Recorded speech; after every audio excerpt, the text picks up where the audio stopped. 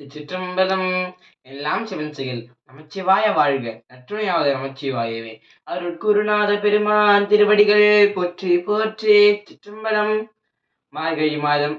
அனைவரும் அதிகாலையில் எழுந்து நீராடி விட்டு எல்லாம் வல்ல பெருமாள் எழுந்தருளிருக்கும் ஆலயங்களுக்கு சென்று பெருமானை கண்ணார கண்டு மனதார உருகி வழிபடுவார். நாம் வாழ்ந்து கொண்டிருக்கக்கூடிய இந்த வாழ்க்கை, இந்த பூமியில் நாம் வாழக்கூடிய வாழ்க்கை நிலையற்றது.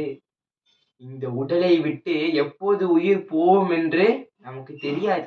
அதை சாமி நமக்காக மறைத்து வைத்துக் கொண்டிருக்கிறார். அதனால சாமி நமக்கு பெரும் கருணை செய்து கொண்டு இருக்கிறார். பிறவி பெருங்கடல் நீந்துவர் நீந்தார், இறைவனடி சேராதார்.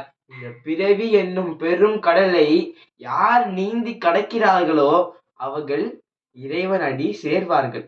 அப்படி கடக்காதவர்கள் இறைவன் அடியை சேராமல் மீண்டும் மீண்டும் மீண்டும் இந்த பிறவிக்கு ஆட்படுவார்கள் என்று திரு வள்ளுவர் தான் அழுகிய திருக்குறளில் கூறியிருக்கிறார்.